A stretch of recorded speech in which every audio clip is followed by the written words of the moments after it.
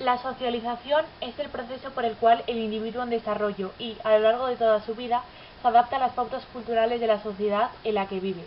Hay tres tipos de socialización: la socialización primaria, la cual se establece en el vínculo del hogar; la socialización secundaria, la cual se establece en el colegio, en el instituto o en otras instituciones; y la socialización terciaria, la cual se puede demostrar en cada una de estas imágenes.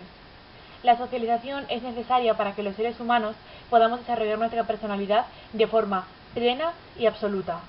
Sin ella, los seres humanos podemos tener ciertas carencias y algunos momentos sociales independientes.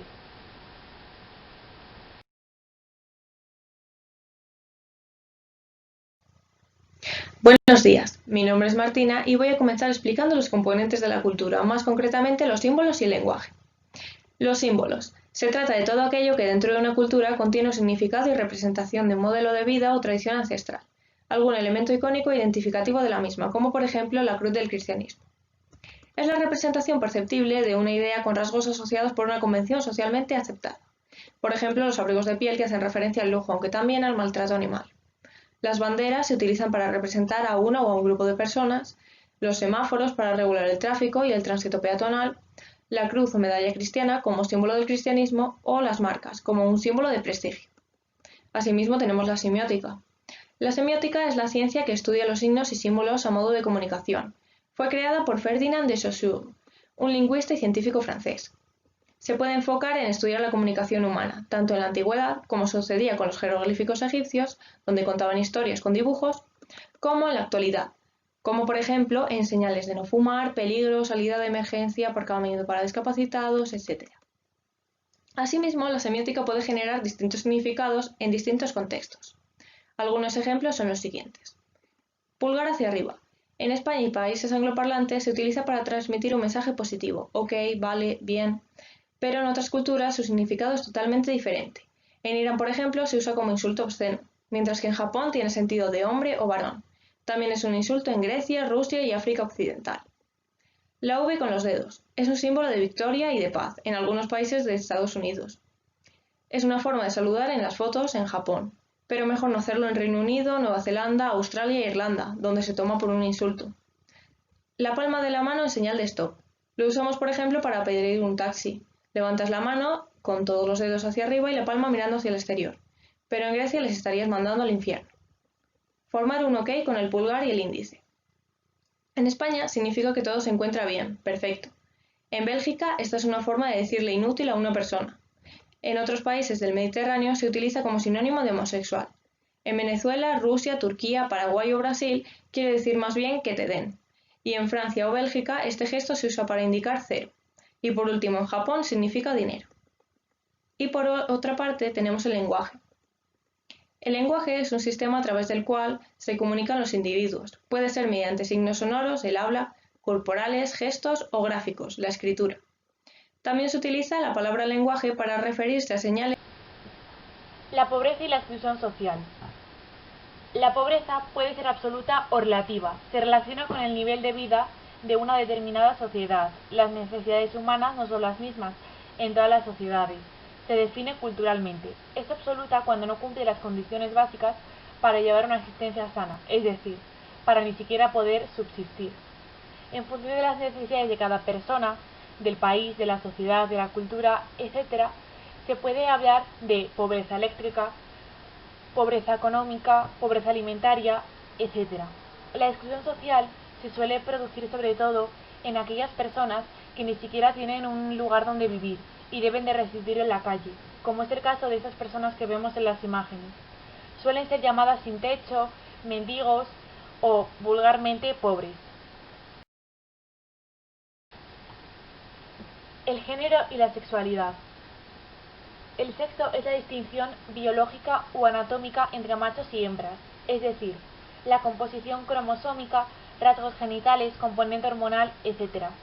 Normalmente se establecen de forma física, como bien lo indica la propia palabra biológica, mientras que el género es el conjunto de características sociales y culturales que normalmente son asignadas a las personas en función de su sexo, pero se adquieren a medida que avanza la edad y a medida que los niños van observando los comportamientos de los adultos con respecto a las actitudes que deben de elaborar en función de si son hombres o mujeres.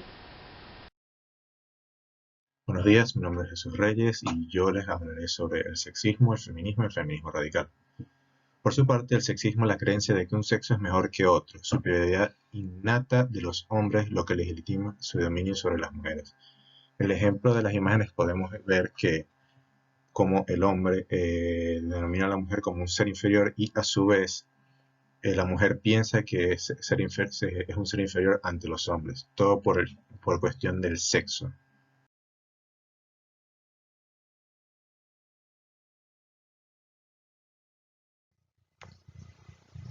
El término patriarcado es uno de los conceptos fundamentales desarrollados por el feminismo.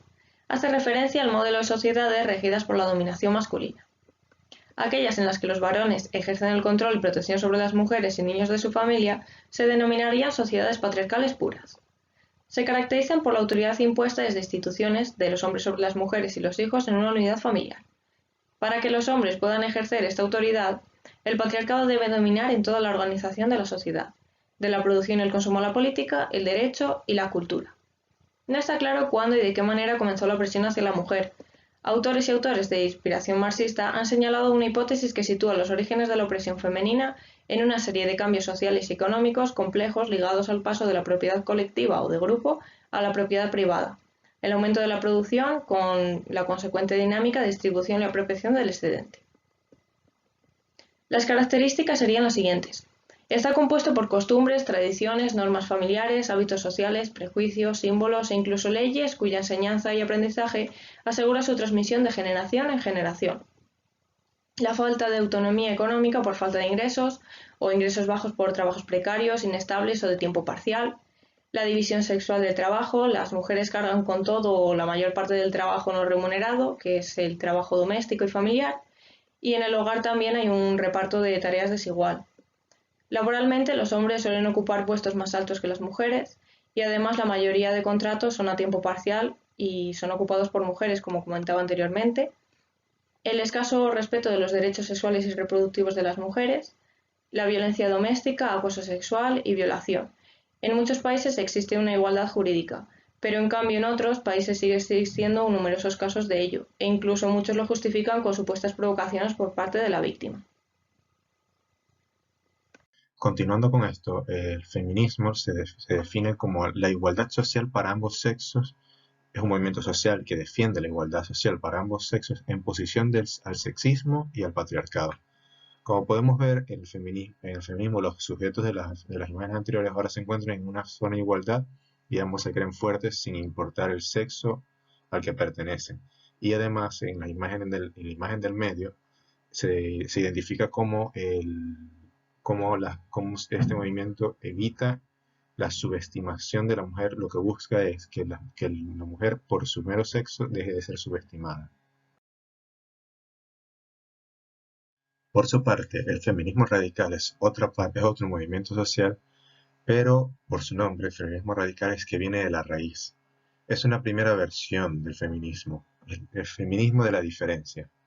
Identifica, defiende las características propias de la mujer, considera que los hombres son por naturaleza agresivos, guerreros y depredadores, y por tanto las mujeres no deben entrar en ese juego de intentar imitarlos.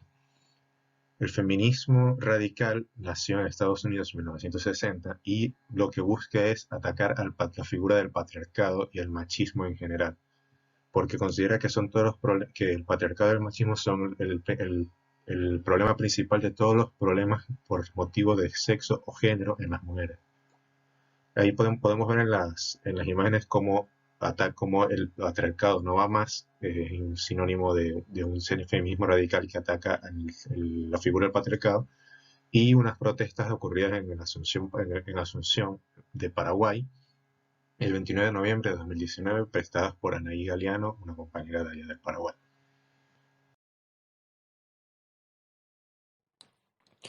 Definiendo un poquito más el primer concepto de estratificación de género, podríamos decir que es la distribución desigual de los recursos sociales, como el poder, el prestigio y la libertad personal, entre los hombres y las mujeres, reflejando así posiciones diferentes en la escala social. Algún ejemplo de de la estratificación de género podría ser la diferencia de salario sobre un mismo puesto entre un hombre y una mujer que se dedica a este mismo, mediante el cual los hombres o sus agrupaciones se distribuyen la autoridad y los recursos, dando fuerza así a las decisiones que toman dentro de un ámbito dado. Se puede dar de varias formas. Se puede dar de una forma autoritaria, que sería aquella en la que se impide la participación popular en el gobierno y no da a la población ningún medio para que exprese su opinión. Y otro, por ejemplo, sería el totalitarismo, que sería el sistema político más restrictivo y que tiene como objetivo controlar totalmente y regular la vida de los ciudadanos que pertenecen a este sistema. Los otros dos sistemas políticos actuales serían la monarquía y la democracia. La monarquía se caracteriza por ser un sistema político en el que una familia gobierna generación tras generación, y en Europa las que existen actualmente serían constitucionales. Bueno, y la democracia sería un sistema político en el que directamente gobierna el pueblo en sí, eligiendo mediante elecciones a sus representantes, y los cuales tienen tanto el poder como la responsabilidad, por así decirlo, ante el resto del pueblo.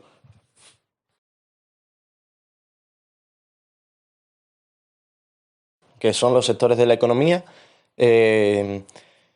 Podríamos decir que los tres principales serían el sector primario, que es el que se dedica a la agricultura, la ganadería, la pesca, la minería y la caza. El sector secundario, que sería el que se dedica a la industria, el sector industrial. Y el terciario, que se dedicaría al comercio y los servicios.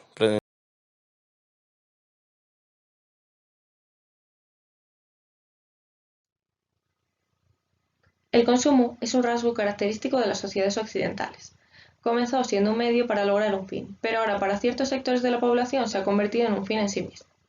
Dentro de las sociedades de consumo, los bienes materiales tienden a percibirse como símbolos de estatus. Acumular bienes se convierte en sinónimo de progresar, de triunfar en la vida, y es el indicador de un estilo de vida. Consumir y derrochar son las formas de adquirir prestigio social. Aquí tendríamos la fuente de desigualdades. La publicidad es un medio cuyo objetivo se ha ido desplazando hacia la creación de pautas de consumo y prestigio. Crea valores e incita al consumo. Estos valores generalmente son identificados con éxito, placer, felicidad, juventud y poder. Los nacidos entre 1994 y 2009 constituyen la primera generación que ha digitalizado por completo su forma de comunicarse, motivo por el cual sus miembros utilizan Internet y las redes sociales como puerta a un mundo a través del cual toman decisiones, compran y aprenden. Influyen en las pautas de consumo, buscan inmediatez, consumen por marcas, por gusto, por confianza, y los amigos influyen. Buscan un producto a su gusto y con un precio asequible, son más impulsivos. Tras el precio, valoran la capacidad de respuesta de las marcas, su reputación, sostenibilidad y que sean respetuosas con el medio ambiente. Rastrean rápidamente la mejor oferta calidad-precio con tan solo un clic. Podríamos definir las pautas de consumo como las normas que adaptamos en el proceso de elección y adquisición de bienes. Los tipos de diferentes formas comerciales. Los consumidores tienen diferentes formas de realizar sus compras. Cada uno ofrece unas ventajas y unas desventajas. Están los supermercados, hipermercados, grandes almacenes, superficies especializadas, galerías, centros comerciales, almacenes, mercados o vía Internet. Y por último tendríamos el dinero de plástico, el cual hace referencia a las tarjetas de crédito. Existen muchos tipos, emitidas por bancos, sociedades financieras o establecimientos comerciales. Se utilizan para realizar compras, las cuales se pueden realizar a plazos con su comisión correspondiente, y también existen las tarjetas de débito, que sirven para disponer de dinero en metálico inmediato.